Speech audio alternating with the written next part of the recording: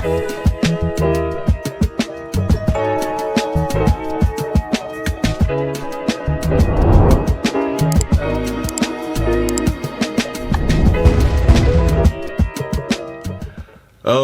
everybody, welcome to another episode of On the Wrist from Off the Cuff. Now, do not be alarmed if you've seen this watch before. Be even less alarmed if you remember this bracelet, because both have been featured on the channel before. But thanks to the kind viewers, you guys reminded me by asking, hey, is there a good combination that goes well together? Now, although I've had both the watch and the bracelet for quite some time, it was only recently that I tried pairing them together, and I have to say, this is a match made in heaven, guys. So I did want to do just kind of a brief follow-up on this combo, just in case any of you already have this watch, or maybe you're considering getting it, but you just weren't crazy about the bracelet. Of course, the full review is still available for either of these pieces individually, but it's a little bit of a first to have them together. So a little bit about the brand Seiko. They were founded back in 1881. They're Japanese in origin, factory style Asia. They cover all market segments from entry level to high end. And in terms of the type of watch, is an everyday dress watch. In terms of some key characteristics in design language, when you're looking for something within that space, of course you're going to want clean, classic, minimalist designs, and of course something that is also sensibly sized. This is from their JDM Seiko selection line, and it's the SBPX083, and it's a super affordable and decently equipped model for both the casual buyer and the enthusiast, with infused with that Seiko signature design language. And I think it looks great. It almost looks a bit vintage-esque at this point. You can get this for $131 as of the time of recording this, really to update the exchange rates and everything from Sakura. I will leave a link down in the description. This is a 37 millimeter watch, 37.4 to be exact, only 9.5 millimeters thin, 44.4 millimeters lug to lug. It's great. Has a flat sapphire. It has solar quartz, so you're going to have that great plus or minus 15 seconds per month accuracy without worrying about replacing batteries or getting services or anything like that. Also, it's a day date, so you're going to get that great kanji day setup, and of course you can always roll into the English style, but I think the kanji looks great. I do have it paired with this Uncle Straps US1035 Speedmaster flat link bracelet with this standard hollow end links, and this is in the brushed and polished finish. These go for $89, and I've just basically modified the end links by pinching them down where the tabs are so that it would fit, and it fits masterfully. So with that long entrance out of the way, let's go ahead, zoom the camera out, get this piece in hand, and take a closer look. All right, guys, so this thing is a looker. Look at that. It actually has a really cool dial that I think in pictures it just renders as pretty dark and black, but I will say in person it is a very nice deep gray tone, and depending on the lighting situations you can even see a couple of hints, I think, if even a really, really deep charcoaly blue, which I think looks really great. But you guys, one of the things that I love about this, of course, is how it all comes together. You have that high polished bezel. You also do have the high polishing on those kind of Omega like lyre style lugs, and then you come to this flat link, which is beautifully done, guys. And this is Uncle Straps, and this is only $89, right? So it's going to be in that older, more vintage style with the pressed and clasp with the manual micro adjust holes and everything like that. But it's a beauty, and it flows, and it looks right, because this is a thin watch, guys. Again, the profile on this watch is less than 10 millimeters at 9.5, so you're not going to want something super thick or substantial. Honestly, when you buy something this affordable, you don't necessarily want to fancify it up too much, right? You don't want it to be more than it was. This is meant to be a very wearable watch that you don't have to think about at $131. And again, when I say you don't have to think about it, you also don't have to even think about it from a maintenance standpoint. You're not worrying about batteries. You're not worrying about servicing. You're not worried any of that. And the nice thing is you're not even worried about scratching the crystal because it has a sapphire. I mean, this watch was worn by my, sixth grade son many times before I put it on the bracelet, and he was just wearing it on the strap, and you can see it's held up really well. So, I mean, obviously it's, not a dive watch. It's not some action adventure watch, but for a nice, clean, dressy watch, I think it's done really well. And this combination, it just feels almost like it could have came from the factory like this, but maybe, you'd expect if you found something like this, right, under $500, which, even buying everything new separately and putting it together, unlike me, who I already had the watch that I found was a value, and I already had the bracelet that I thought was a decent value. If you were to start from scratch and you bought these specifically to put them together and pair them, I would say it's still a great value. I mean, imagine if this was a vintage watch, right? Let's say it was released in the 70s or the 80s, even later 90s, early 2000s, neo vintage. It wouldn't have sapphire. And it would also be quite delicate. Here, you're getting sapphire. You're getting something that, although it has a very delicate aesthetic, is going to be much tougher and much cheaper to replace if needed or repair, which I just think is super smart. And again, I've done a full review on this watch, on this bracelet. I think I paired it originally to a Seiko 5. I didn't have it on a Speedmaster just because I didn't have a Speedmaster that it would fit at the time.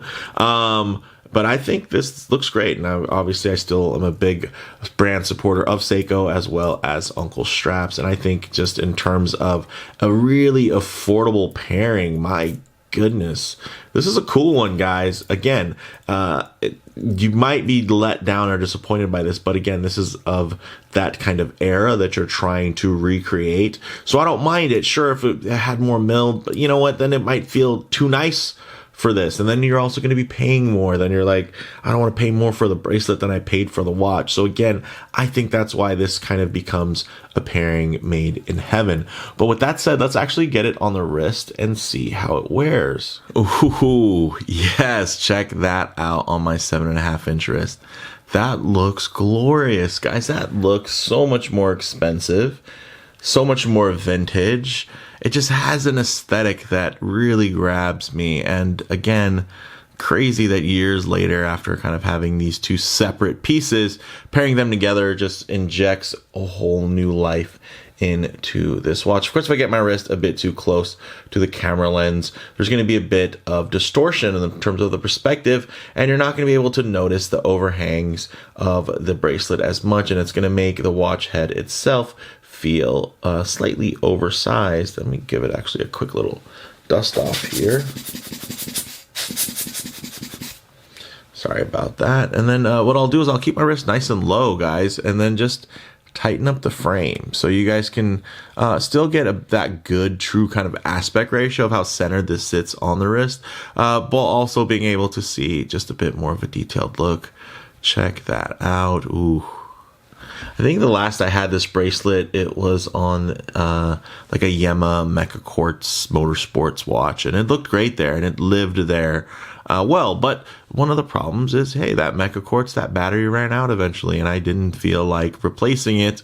So yeah, I thought, why not get a bit of a new life? And seeing these lugs, of course, with my recent acquisitions within the Omega brand space, man, I tell you what, those Lyre style lugs paired to the flat links, there's something about it. And yeah, I have a Speedmaster, I have a Seamaster, and even a Railmaster on the way. But guys, this looks amazing at just a fraction of the cost, and it's a real Seiko watch, you know, with real Seiko design language, versus a lot of the times you'll be buying within this price point the watch from another brand. I'm not saying those brands aren't real, but a lot of their aesthetics are going to be borrowed, and a lot of their history is just really not there, right? And I love that this aesthetic that you're going to be getting, and you know, of course, down to the in-house nature of the movement, the sapphire crystal, you know, Seiko's growing their own crystals. This is a nice in-house solar watch with a sapphire crystal that looks amazing, that has this bracelet now that just brings it to life. Look at the profile on my wrist. It just lays fantastic. And all I did was just pinch those end links just a little bit tighter on those tabs so that you could see this now. And man, does it just flow. It just fits, man. I dig this. Now, I'm not gonna get into any types of, low light transition or anything like that, because this isn't a watch review. This is kind of just the strap pairing review, and I think it came out great. But let me give you guys, a little idea. You guys can see it does have the hollow end links, and essentially all I did was pinch these tabs like that, right? Not while it's on the watch, because if you did that, you wouldn't have a lot of easy leverage. You take it off the watch, you pinch, you place, okay, not right yet, you take it back off, you pinch it, you place it back on. You do that a couple times until it's pinched nice and tight because of this very, very thin profile. But look how well that flows. Like, it just came together so cool, guys. And I definitely recommend this pairing if you already have this watch. And also, if you don't have this watch and you're looking for a Seiko that is thin, that has a sapphire crystal, that has that JDM appeal with that really cool kanji day of the week disc option, I think this is a top option. This is really cool. Let me give it a couple of quick wipes, guys, because it does have a lot of polished surfaces on it. And yeah, my fingers, they have fingerprints. That's inherent to touching polished shiny stuff. But yeah, I dig this, guys, a whole lot. Let me know what you guys think. This one's cool. 20 millimeter lug width, which is what makes it compatible with this. So still a strap monster if you don't want to pair this. Actually, I think I showcased it on a few different straps in the original review, which I'll put at the end of this video. You guys can click right onto that if you want to learn more. 30 meters of water resistance. So just really splash proof. You're not going to want to submerge this in any type of water, but you don't necessarily have to take it off while you're doing dishes, or, you don't have to cover it up if it's, you get caught out in the rain. You'll survive, as long as it's not like a tsunami or something. And yeah, this has a really nice little taper to it, 4 millimeter taper from 20 millimeters down to 16 millimeters at this stamp to clasp, which does have that 5-position manual micro adjust option. So you're going to be able to get that fit really, really nice. And yeah, this has a really just clean classic wear, light and balanced. And I really enjoy that this is just kind of that little JDM gem in terms of the value proposition, in terms of that balance of having, guys, some Swiss brands are starting to get into solar watches, and let me tell you, they're not cheap.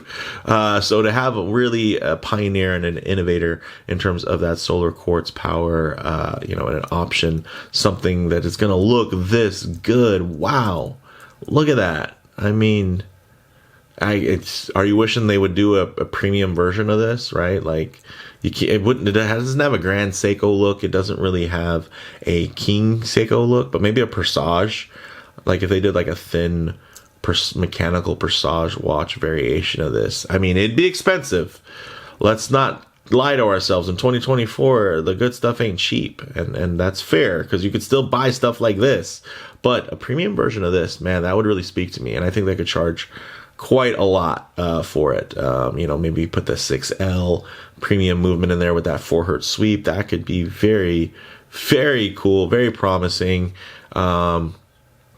Yeah, this is just a little charmer. I would love to see more people, get these, pair this together, and tag me on Instagram so I can just see you guys take these with you on your daily adventures. I don't know who's gonna end up wearing this watch a lot, out of my family. I don't know if one of my sons are gonna get it back, or maybe my wife.